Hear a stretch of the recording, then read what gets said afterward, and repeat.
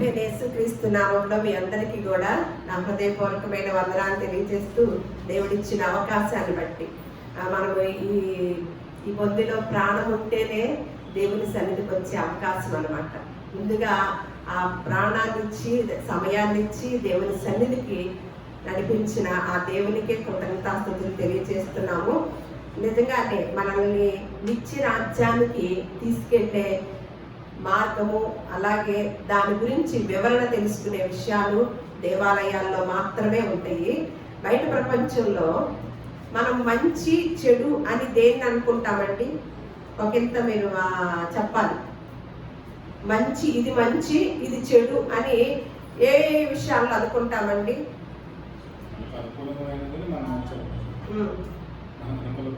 కొన్ని ఆచారాలు కొన్ని ఉంటాయి కదా, వాటిలో కూడా ఏమనుకుంటాం? మంచి చెడుల గురించి ఎలా అనుకుంటాము? వేటిని అంటాము? వేటిని మంచి అంటాము, వేటిని చెడు కీడు అంటాము?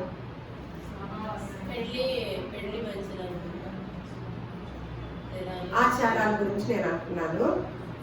అదే మీకు అమావాస్య రోజున చెడ్డ రోజు. మనం అనుకునే మంచి చెడుల్ని మనం కళ్ళ ముందు తెచ్చుకుందాం, మనం గుర్తు తెచ్చుకుందాం. అమావాస్య రోజున మనకి మంచిది కాదు, మన ప్రాంతం వాళ్ళకి కదా. అమావాస్య రోజున ఏమి ప్రయత్నాలు చేయి, అది చెడు.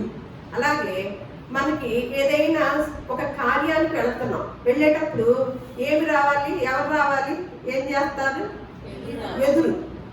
ఎదురు రావటాలు ఉంటాయా? తెలుసా అవి బాగా? అంటే మంచి వాళ్ళు ఒకవేళ మనకి మంచి ఎదురు కాదు ఏదంటే, మంచి ఎదురు కానిది ఏదంటే విధవరాండ్రు, అలాగే నల్ల పిల్లులు. నల్ల పిల్లి ఎదురొస్తే ఏమవుతుంది? వెళ్తారా? నల్ల పిల్లి ఎదురొచ్చింది అనుకోండి, వెళ్తారా కార్యానికి? అది ఏంటి? మనకి చెడు. అర్థమైందా?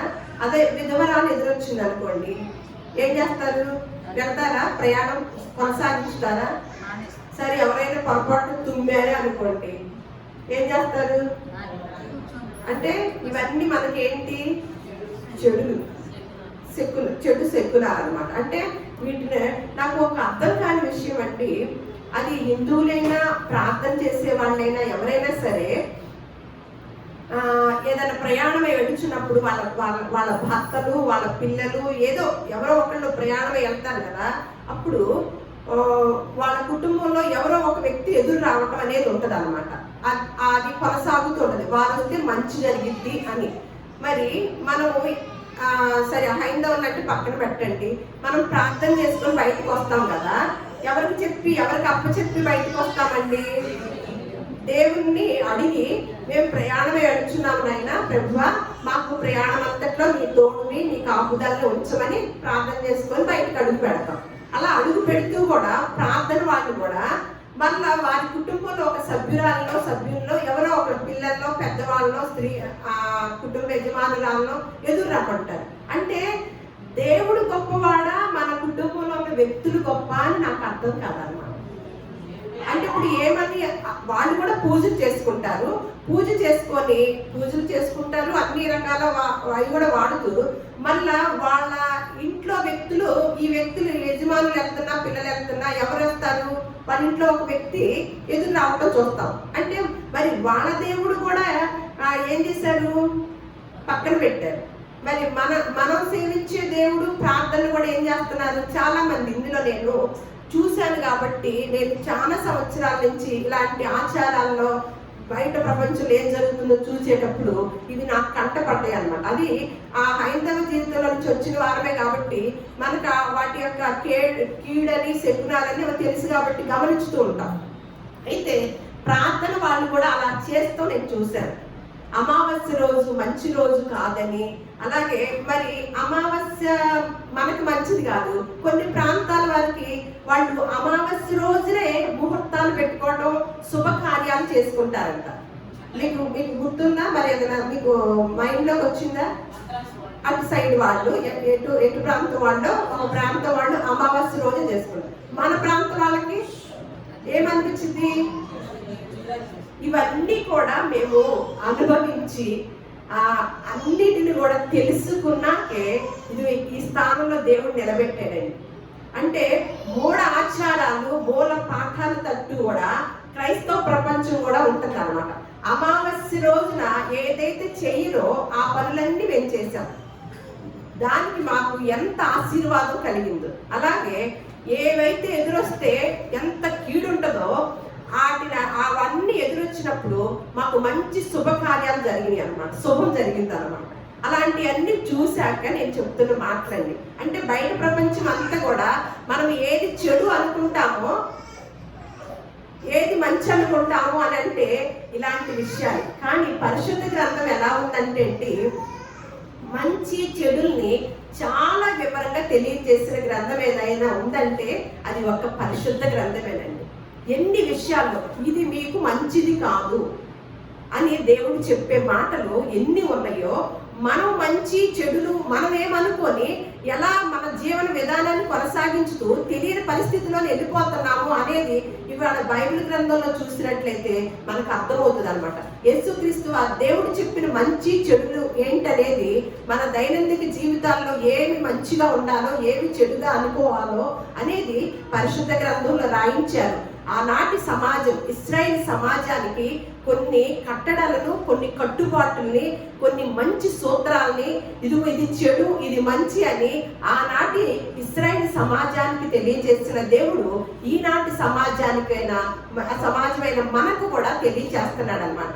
ఇది అనేక మంది విషయాల్లో అపోహతో ఉండి, అంటే బోధించేవారు కూడా ఇవి ఉన్న విషయాలు బోధించలేకపోవడం వల్ల ఈ దేవుడు ఒక మతానికి సంబంధించిన దేవుడు, ఈయన ఏదైనా ఒక అద్భుతాలు చేసుకుపోవటమో ఏదో వాళ్ళ పనులు అని చేసుకుపోతారే తప్ప ఇది మనకి సంబంధించిన గ్రంథము కాదు, మనకు సంబంధించిన దేవుడు కాదని ఒక ముద్ర వేసేసారనమాట.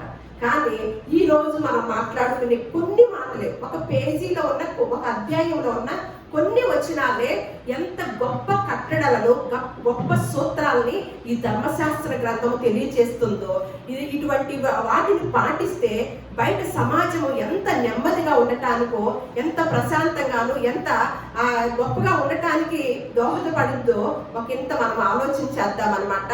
లేవీ కాండము కనుక తీసి ఉంచినట్లయితే 19వ అధ్యాయము, అందులో మొదటి వచనంలోనే ఉంటుంది. యెహోవా మోషేకు ఇలాగు సెలవిచ్చెను, ఇశ్రాయేలీయుల సర్వ సమాజముతో ఇట్లు చెప్పుము, మీరు పరిశుద్ధులై ఉండవలెను, మీ దేవుడనైన యెహోవానకు నేను పరిశుద్ధుడనై ఉన్నాను. మీలో ప్రతి వాడు తన తల్లికి తన తండ్రికి భయపడవలెను, నేను నియమించిన విశ్రాంతి దినములను ఆచరింపవలెను, నేను మీ దేవుడనైనా యెహోవాను అని ఎంత గొప్పగా చెప్తున్నాడో చూడండి. ఏ దేవుడు కూడా చెప్పలేదు. ఎందుకంటే ఎవరన్నా దేవుడు అనేవాడు చెప్పాలి అంటే ఆ దేవుడు పర్ఫెక్ట్ అయి ఉండాలన్నమాట, పరిశుద్ధుడై ఉండాలన్నమాట. అందుకని ఏమంటున్నాడు, నేను పరిశుద్ధుడిని కనుక ఏమంట, మీరు పరిశుద్ధులై ఉండవలనని మీ దేవుడైన యెహోవాకు నేను కూడా పరిశుద్ధుడనై ఉన్నాను. నన్ను సేవించేవారు ఎలా ఉండాలంటున్నాడు, దేవుణ్ణి సేవించేవాడు వాళ్ళు ఆయన పరిశుద్ధుడై ఉన్నట్లుగా సేవించేవారు కూడా ఎలా ఉండాలంటున్నాడండి, పరిశుద్ధులుగా ఉండాలంటాడు. నిజంగానే ఉంటున్నామా? ఆయన పరిశుద్ధత ఏంటి, ఏ విధాన్ని, ఏ మార్గాన్ని మనకు చూపించాడండి. నిజంగా మన దైనందిక జీవితంలో ఒకంత పరిశీలన చేసుకుంటే నేను ఈరోజు పరిశుద్ధుడిగా ఉన్నానా అని మనము ఈ రోజంతట్లో మనం విశ్రాంతి తీసుకునేటప్పుడు ఒకంత ఆలోచన చేస్తే ఎంత అపరిశుద్ధత కనిపించిందో అనండి. ఎంత అపరిశుద్ధత మాటల్లోనూ, చూపుల్లోనూ, ఆలోచనలోనూ. మరి ఈ గొప్ప సూత్రాన్ని సమాజానికి తెలియచేసిన దేవుడై ఉండగా ఆ సమాజము పాటిస్తే ప్రజలందరూ ఎలా ఉంటారండి, పరిశుద్ధులుగా ఉంటారనమాట. అలా మొదలెట్టి ఇశ్రాయేల్ సమాజానికి తెలియచేస్తూ ప్రపంచంలో ఉన్న వారందరికీ కూడా ఈ మాటలు వర్తిస్తూ అని తెలియచేస్తూ ఇప్పుడు 9వ వచనానికి వచ్చేయండి. మీరు మీ భూమిని పంటను కోయినప్పుడు నీ పొలము యొక్క ఓరలను పూర్తిగా కోయకూడదు, నీ కోతలో పరిగెను ఏరుకొనకూడదు, నీ ఫలవృక్షముల తోట పరిగెను కూర్చుకొనకూడదు, నీ ఫలవృక్షముల తోటలో రాలిన పండ్లను ఏరుకొనకూడదు, పేదలకును పరదేశులకును వాటిని విడిచిపెట్టవలెను. ఎంత మంచి గొప్ప సలహా అండి, గొప్ప సూత్రం అండి, ఎంత గొప్ప మాట అండి. అంటే ఈ మాటను కనుక అవలంబిస్తే ధనవంతులైన వారందరూ ఇలాంటి వదిలేస్తే పేదవారు కనపడతారండి? పేదవారు కనపడతారా? మనకున్న దాంట్లో మనం అలా పంచుతూ పోతూ ఉంటే పేదవారు ఉండగలుగుతారా? ఎంత గొప్ప లాజిక్ను, గొప్ప సూత్రాన్ని తెలియజేశాడోనండి. ఈ ప్రపంచంలో ప్రభుత్వం వారు ఇటువంటి గనక సూత్రాలను గనక ఎక్కువగా డెవలప్ చేస్తే ఎంతమంది పేదవారు లేకుండా పోతారండి. కానీ చూడండి, మనం ఏమనుకుంటామంటే పేదలకి పరదేశులకి విడిచిపెట్టాలని చెప్పాడు అనమాట. మనమేమనుకుంటాము, ఈయనెవరు ఇలా చెప్పాడు. మనమేమనుకుంటాము, మనం బాగుంటే చాలు, మన కుటుంబం బాగుంటే చాలు. ఈ సూత్రం కదా మనకు తెలిసింది. ఈ సూత్రమా, ఈ సూత్రానికన్నా ఏమన్నా ఎక్కువ తెలిసిందా మనకి? అమ్మయ్య, మా కుటుంబం బాగుంటే చాలమ్మా, మా పిల్లలు బాగుంటే చాలు, మేము బాగుంటే చాలు, ఇది తెలుసు అన్నమాట ఈ సమాజానికి. కానీ దేవుడు చెప్పే మాట ఏంటి? మీరు పరిగిని కూడా ఏరుకోకూడదు. అది ఎవరికి వదలాలంట? పేదలకు పరదేశులకి వదలాలంటండి. అలాగే మళ్ళా 11వ వచనం చూద్దాం. నేను మీ దేవుడనైన యెహోవాను, మీరు దొంగిలింపకూడదు, బొంకకూడదు, ఒకరితో ఒకడు అబద్ధం ఆడకూడదు, నా నామమును బట్టి అబద్ధ ప్రమాణము చేయకూడదు. ఎందుకంటే నీ దేవుని నామమును అపవిత్రపరచకూడదు, నేను యెహోవాను. చూడండి ఏమంటున్నాడు? దొంగిలించకూడదంట, బొంకకూడదంట. తెలుసా మీకు ఆ మాటలు? బొక్కుతా ఉంటారు కదా వాళ్ళు, చేసి కూడా ఏం చేస్తా ఉంటారు? బొక్కుతా ఉంటారు. అది కూడా చేయకూడదంట. ఒకరితో ఒకడు అబద్ధం ఆడకూడదంట, ఆయన నామమును బట్టి అబద్ధ ప్రమాణం కూడా చేయకూడదంట, దేవుని నామమును కూడా అపవిత్ర పరచకూడదంట. దేవుని నామంలో ప్రమాణాలు ఎప్పుడు చేస్తారు చెప్పండి?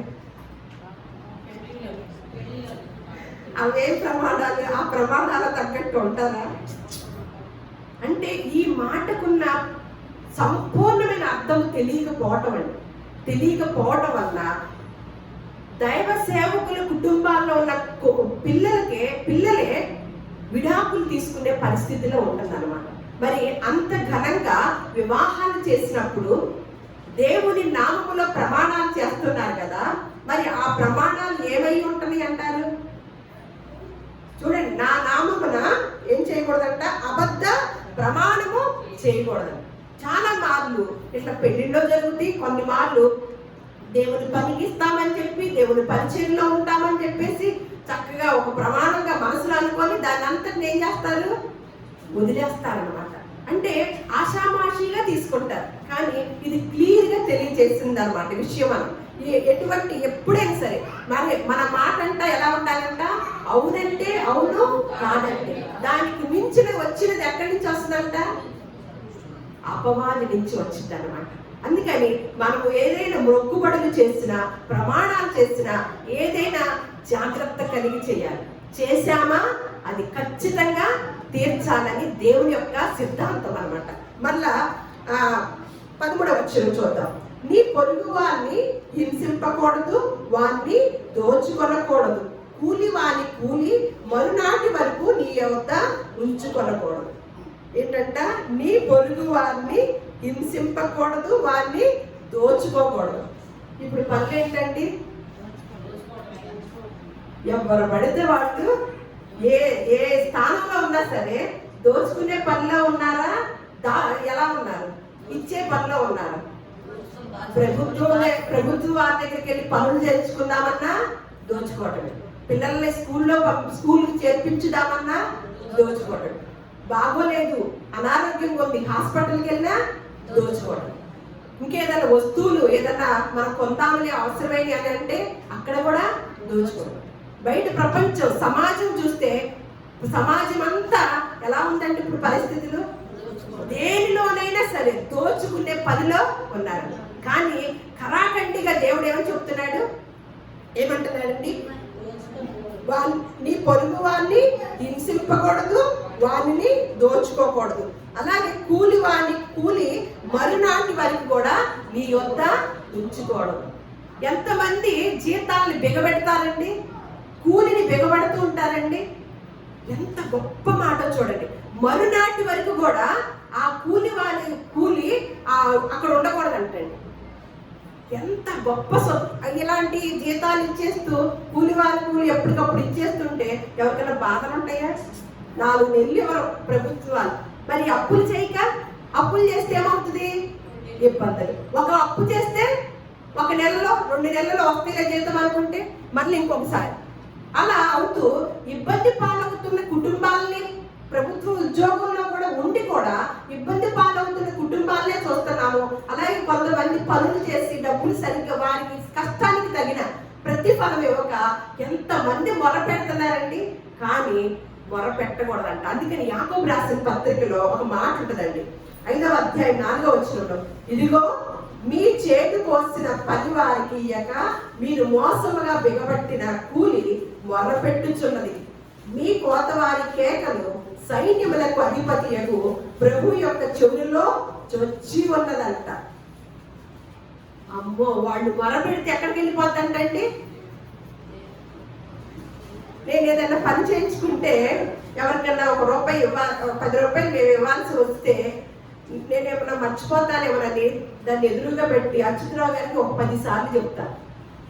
సరళమని కోపం వచ్చింది ఆయనకి. ఏంటి అసలు అంత కంగారు ఏంటి, రేపు ఇవ్వచ్చు అంటే ఎందుకో నాకు తెలియదు. నేను ఇది చదవాలి. అప్పుడు తర్వాత చదివాక ప్రభువా మన మైండ్ సెట్ ఇచ్చావయ్యా. అసలు నాకు ఎంత భయం అంటే వాళ్ళ డబ్బులు వాళ్ళకి ఇచ్చిరా. 30వ తారీఖు ఒకవేళ మన వాకి నుంచి అమ్మాయికి నెల అయితే 29 రాత్రికి నేను దాచిపెట్టి ఉంచుతా రెడీగా. మళ్ళీ 30 దాటిపోతే ఒక రోజు అయిపోయి మర్చిపోతానేమో, ఏదో పని హడావుడిలో పడి అని పెడతంటే ఎన్నిసార్లు నేను ఈయన కోపడతా ఉండేవారు అన్నమాట. అట్లా నాకేం తెలియదు. కానీ మాట విన్నాక ప్రభుత్వం వారేంటి, యజమానులేంటి, ఎంతో మంది కూడా అలా మొరపెట్టినప్పుడు ఆ మొర ఎక్కడికి వెళ్ళిందంట? సైన్యములకు అధిపతి యెహోవా దగ్గరికి వెళ్ళిపోతుందంటండి. వెంటనే ఆయన ప్రభావం వచ్చేసింది అనమాట. మీ పొరుగు వారిని హింసించకూడదంట.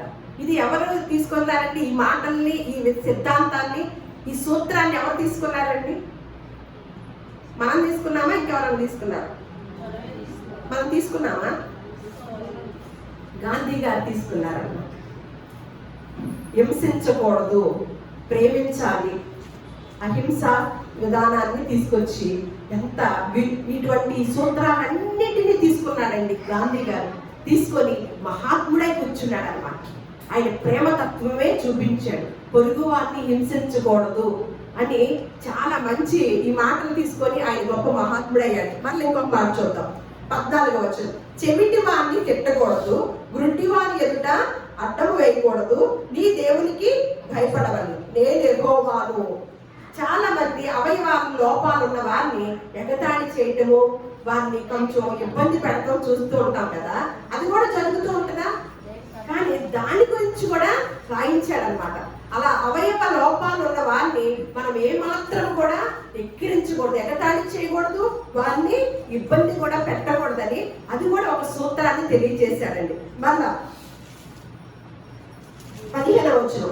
అన్యాయపు తీర్పు తీర్చకూడదు, పేదవాడని పక్షపాతము కూడా చేయకూడదు, గొప్పవాడని అభిమానము చూపకూడదు, న్యాయమును బట్టి నీ పొరుగు వారికి తీర్పు తీర్చవలెను. ఇది జరుగుతుందా సమాజంలో? ఎట్ట గొప్పవాడని వాళ్ళకే తీర్పు వెళ్ళిపోతుంది, వాళ్ళకే సపోర్ట్ వెళ్ళిపోతుంది. కానీ పేదవాళ్ళకి లేదు. ఈ సూత్రాన్ని ఎవరు పాటిస్తున్నారని లేదు. అలాగే 16వ వచనం.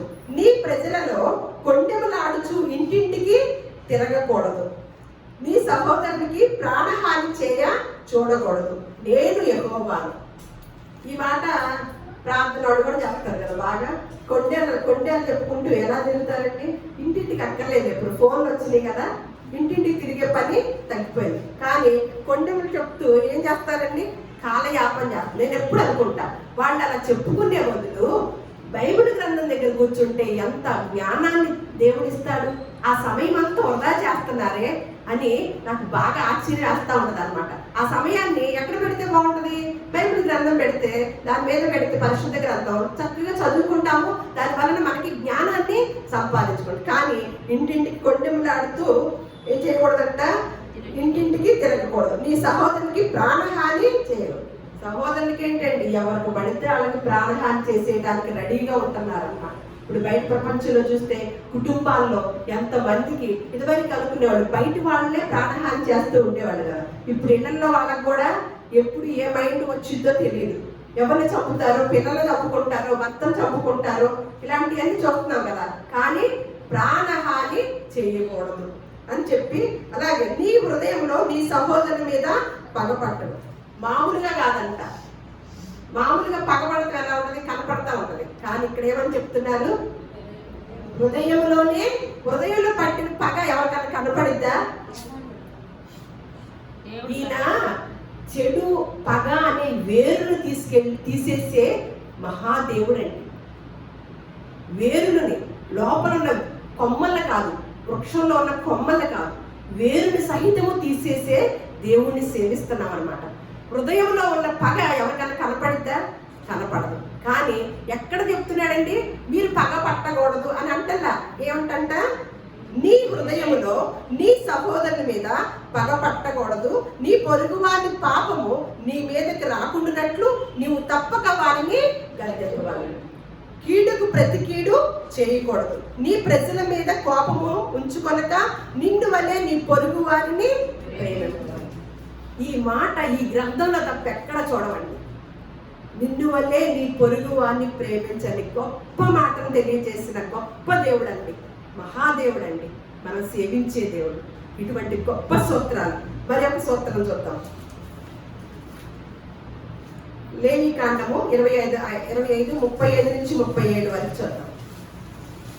లేవీకాండము 25:35 నుంచి 30. పరవాసి అయినను అతిథి అయినను నీ సహోదరుడొకడు పేదవాడై నిరాధారుడై నీ వద్దకు వచ్చిన ఎడల నీవు వారికి సహాయం చేయవలెను. అతడు నీ వలన బ్రతకవలెను. నీ దేవునికి భయపడి వాని వద్ద వడ్డీనైనను తీసుకొనకూడదు. నీ సహోదరుడు నీ వలన బ్రతకవలెను. నీ రోకలు వానికి వడ్డీకి ఇవ్వకూడదు. నీ ఆహారములు వానికి లాభములకు ఇవ్వకూడదు. చూడండి, మన ద్వితీయోపదేశకాండము 23:19. నీవు వెండినే కాని ఆహార ద్రవ్యమునే గాని వడ్డీకి వేయబడు దేనినైనను నీ సహోదరులకు వడ్డీకి ఇవ్వకూడదు. చూడండి, అంటే ఎన్ని సూత్రాలు రాసి ఉంచారు అంటే ఏదైతే చేస్తూ చాలా మంది ఇలాంటి వడ్డీలకు తీసుకొని కట్టలేక ప్రాణాలు కూడా విడిచిన వారు కూడా ఉన్నారన్నమాట. అందుకని ఈ సూత్రాన్ని మొదటి కాలంలోనే, ఆరంభ దినాల్లోనే తెలియచేశాడనమాట. ఎప్పుడైనా సరే వాటిని చేయకూడదు అని. మళ్ళీ నిర్గమాకాండం 20:17 ఇక్కడ చెప్తున్నారు, నీ పొరుగువాని ఇల్లు ఆశింపకూడదు. నీ పొరుగువాని భార్యనైనను అతని దాసునైనను అతని దాసినైనను అతని ఎద్దునైనను అతని గాడిదైనను నీ పొరుగువాని తగు దేనినైనను ఆశింపకూడదు. చాలా మంది వివాహేతర సంబంధాలతో ఎంతో మంది పొరుగువారి భార్యల్ని, పొరుగువారి భర్తల్ని ఆశించి ఎన్ని రకాల విపత్తులు తీసుకొస్తున్నారండి.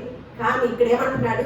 నీ పొరుగు వారి భార్యనైనను నీ పొరుగు వారిది ఏదైనను ఇల్లైనను దేన్ని కూడా ఆశింపకూడదు అని తెలియజేస్తున్నాడు అనమాట. అదే మాటని మన సామెతల్లో 6వ అధ్యాయం 23 నుంచి 29 వరకు. సామెతల గ్రంథము 6వ అధ్యాయము 23 నుంచి 29. వివాహేతర సంబంధాలు పెట్టుకునే వారి గురించి ఇక్కడ మనం ఈ దినాల్లో చాలా మందిని చూస్తూ ఉంటున్నాం అనమాట. అట్టి వారి గురించి, అట్టి వారికి ఏం జరిగిద్దో ఇక్కడ చూస్తున్నారు. పొరుగు వారి భార్యను కనుక ఎవరైతే ఆశించుతారో వారికి ఏం జరిగిద్దో ఇక్కడ ఉంది. ఆజ్ఞ దీపముగాను ఉపదేశము వెలుగుగాను ఉండును, శిక్షార్థమైన గద్దింపులు జీవ మార్గములంట. అంటే ఎవరైనా సరే శిక్షించేటట్లుగా గద్దింపు కనుక ఎవరైనా చెప్తే, మంచి మాటనే గద్దింపుతో ఎవరైనా చెప్తే కంపల్సరిగా ఆ గద్దింపును వినాలన్నమాట. అవి ఏమిటంట? జీవ మార్గానికి పోయే సూత్రాలన్నమాట. ఆ మాటలు కంపల్సరిగా మనం చెవిని పెట్టాలి. కానీ మనకి ఎలా కావాలండి? ఎవరి మాటలు కావాలి? ప్రేమగా చక్కగా లాలనగా చెప్పేవారి మాటలు కావాలి. కానీ ఒక గద్దెంపుతోనూ ఒక మాటని హెచ్చరికతోనూ చెప్పినప్పుడు మనం స్వీకరించుతామండి, తీసుకుంటామా? కానీ ఆ మాటలు తీసుకోవటం వలన మనకి అవి జీవానికి పోయే మార్గాలు అన్నమాట అని చెప్తూ, చెడు స్త్రీ వద్దకు పోకుండాను పరస్త్రీ పలుకు ఇచ్చక మాటలకు లోపడకుండాను అవి నిన్ను కాపాడు. దాని చక్కదనమునందు నీ హృదయంలో ఆశపడకము. అది తన కనురెప్పల నుంచి కిడిపించి నిన్ను లోపరుచుకొని నెయ్యకము. వేశ్యా సాంగత్యము చేయువానికి రొట్టె తొలక మాత్రము మిగిలి ఉండును. మగనాడు మిక్కిలి విలువగల ప్రాణములు వేటాడును. ఒకడు తన ఒడిలో అగ్ని నుంచుకొని ఎడల వాని వస్త్రములు కాలకుండున, ఒకడు నిప్పుల మీద నడిచిన ఎడల వాని పాదములు కమలకుండున, తన పొరుగు వాని భార్యను కూడువాడు ఆ ప్రకారమే నాశనమగును. ఆమెను ముట్టువాడు శిక్ష తప్పించుకొనడు. ఈ మాటలు చాలా మంది సమాజానికి తెలిసినవి అంటారా? తెలియలేదంటారా? తెలిసి కనుక ఉంటే వివాహేతర సంబంధాలు పెట్టుకోవడం జరిగిద్దండి. దాని ముగింపు ఎలా ఉందంటున్నాడు? శిక్ష తప్పదంటున్నాడు. అంటే ఇవన్నీ ఎలా ఉన్నాయండి? మనం ఏంటిని తీసుకుంటున్నాం ఇప్పుడు సమాజంలో? చెడుని ఎలా తీసుకుంటున్నాము? ఎవరైనా ఎదురొస్తే చెడు, మనకి పనికిరాని వాళ్ళు వస్తే, మనకి ఇష్టం లేని వాళ్ళు ఎదురొస్తే మనకి చెడు, లేదు మనకి అమావాస్య దినము చెడు. మళ్ళీ ఈ మధ్య కొత్తది ఒకటి ఆడైంది, మంగళవారాలు శుక్రవారాలు చనిపోయిన వారి ఇంటికి వెళ్ళారని. నాకు అది ఒక్కటే తెలుసు, పొద్దుకు కూడా వెళ్ళకూడదు. అది కూడా ప్రార్థనల దగ్గరే తెలుసుకున్నా, హైందవుల దగ్గర తెలుసుకోవాలి. వస్తువులు కూడా కొనలేదు.